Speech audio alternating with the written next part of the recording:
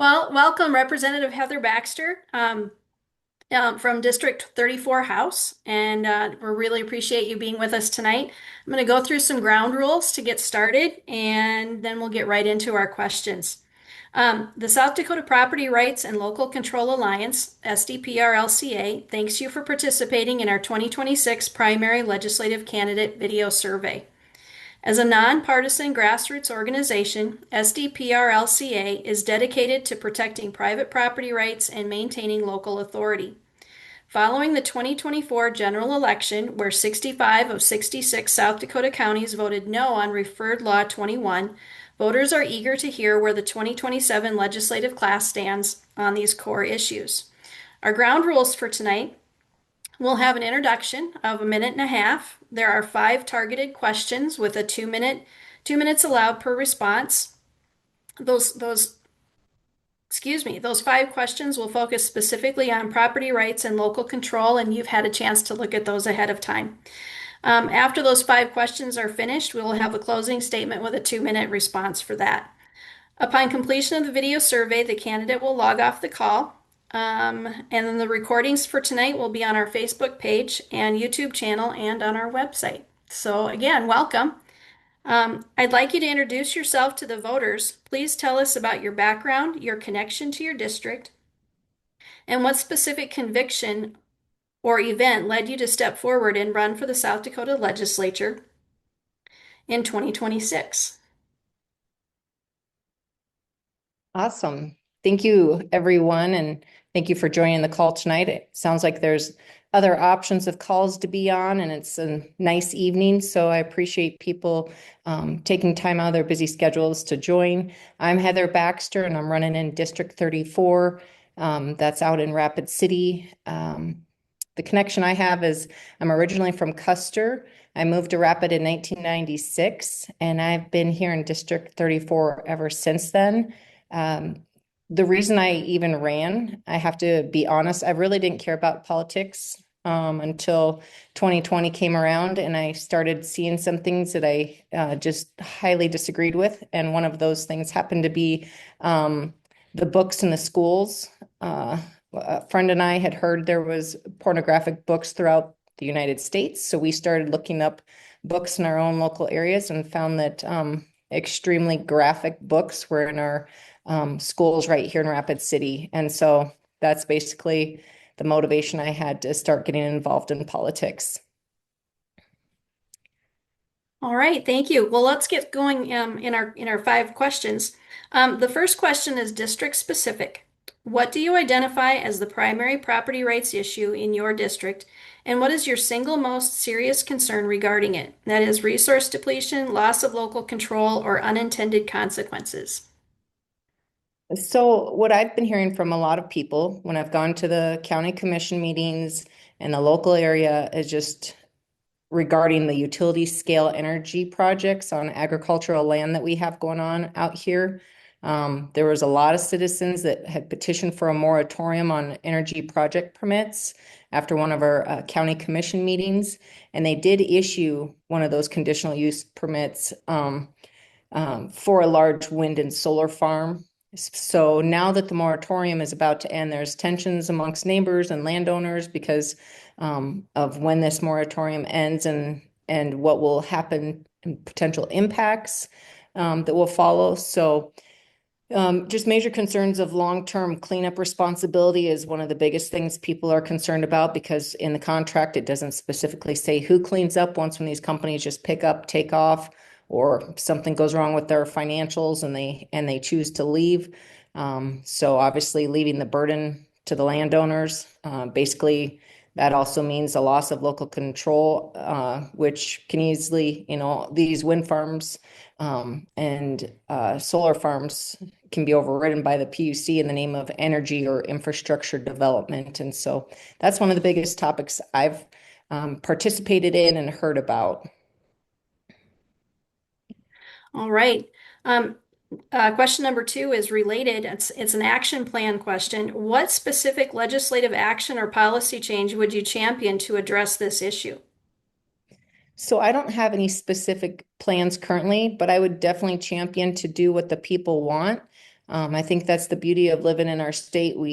Yeah, our motto is very clear. We're under God, the people rule. And so reaching out to these people, there was over 400 that had come and done the first time of petitioning to the city or the county commissioners. And I think it'd just be important to reach out to them and see what would they like to see in a bill? What do they feel would protect them? And then piggyback off of that and try to bring forth legislation from what would be best for the landowners. All right. Question number 3, core components. Property rights involve the right to possess, control, exclude, enjoy, and dispose. How is the right to control at risk from state mandates in your district, and how will you protect it? So to protect the right to control, I will oppose any state mandate that substitutes bureaucratic discretion for uh, clear legal standards. I'll support legislation that codifies our water rights as vested property interests, resistant to administrative reinterpretation, and defend local zoning authority against state preemption, whether the pressure comes from the data center developers, energy companies, or federal overreach trickling down through some of our state compliance requirements. Because ultimately the right to control your property must mean something concrete and enforceable. And it's not a privilege granted at the pleasure of a regulatory agency. My position is that eminent domain for private corporations should be an extremely narrow exception and not a routine tool of economic development. I would support its use only when those three conditions are simultaneously met. The project would need to serve a genuine, direct public necessity, not speculative economic benefit. The public entity, not the private company, holds ultimate ownership or accountability for the infrastructure, and every good faith voluntary negotiation option has been exhausted first. And so I will oppose any expansion of corporate eminent domain or authority and support every effort to codify those distinctions between the genuine public use and private profit dressed up as progress. And just to see, again, collaborate with those landowners, whether it's regarding the data centers, the solar farms, eminent domain use. All right. Question number 4, eminent domain. Under what specific circumstances, if any, do you believe eminent domain should be used for projects owned by private corporations? Yeah, and I guess I kind of went into Yeah. I went into both of those questions at the same time and answered both of them. Sorry, I was looking Well, at the question and seeing yeah. both of those, but If you have more I, to add, you may certainly go ahead and add. I think eminent domain has become somewhat of a dirty word around the state of South Dakota after SB 201. So, I just highly stand with our landowners and just believe that if they want to give up their land or get compensated for use on their land, I think that's their choice. So I'm not against eminent domain completely. I just think that there needs to be protections for sure for our people. Okay, question number 5 is on local control. Describe a scenario in which local control is not enough protection.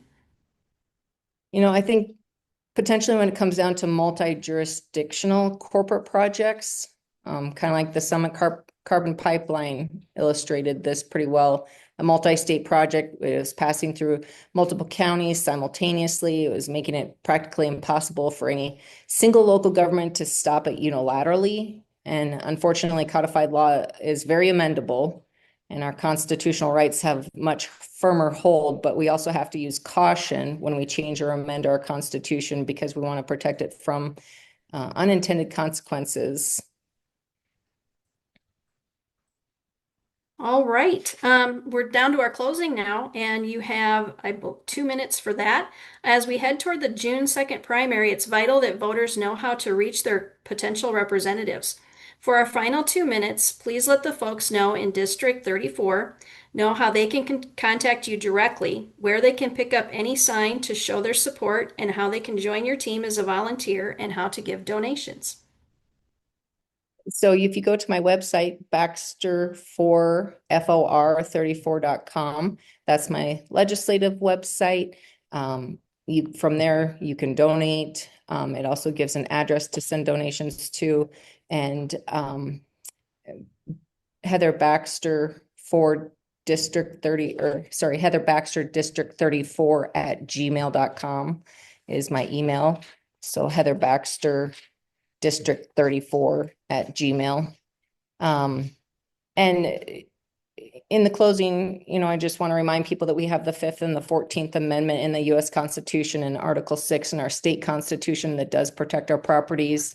And I'll continue to fight for our property rights at every level, because a right that can be preempted is not a right at all. Local control is non-negotiable. I think Rapid City and Pennington County must continue to retain the authority to regulate, limit, or condition, whether it's the data center development, the wind farms, solar farms, on what works for our community. And I'll continue to hold that line. When I have voted in Pierre, I like to look at the bill and then compare it to the US and the South Dakota Constitution, as well as our South Dakota Republican platform, and see how does it line up with those before I cast my vote. And I think it's very important to do that, because we did take an oath to our South Dakota and US Constitution when we were sworn in on the House floor.